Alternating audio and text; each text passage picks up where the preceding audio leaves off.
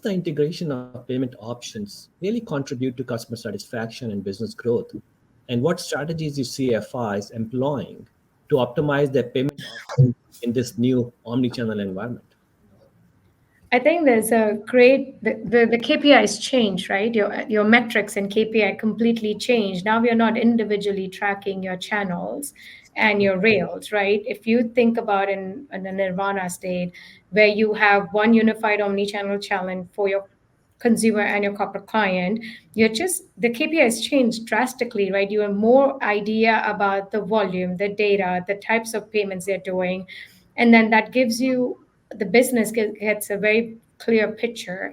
And then as the SDP increases while you're using instant payment rails, as the volumes transition from the check to like RTP, or you're seeing the transition coming in, the consumer buyers moving to RTP, things like that, you will start seeing the metrics very different. So as financial institutions are thinking futuristic, their strategies, their KPIs need to start evolving, right? Because they're going to start tracking very different things as they start establishing these omni-channel experiences and synthesizing all of their backend right behind the scenes. You don't want your client to see how ugly your room looks, right? So you're going to put a curtain around it. That's your channel experience and everything else. But you still want to kind of track through and through. So to me, that is how at least banks who are modernizing and creating these experiences, their focus I've seen has been like, yes, I want to create that experience, but I'm going to track that experience. How am I going to create? Because at the end of the day,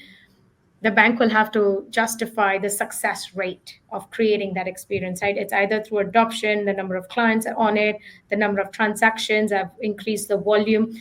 That is the metrics that are changing very quickly. So I think to me, it's going to be interesting. Don't use your stale KPIs and KRIs. You'll have to change all of that depending on where your roadmap is. Yeah, and what I see, and it's not. The path is a journey, and it's not you can't buy anything and flip a switch and everything works like you want it to work for your customers and the back end and everything else.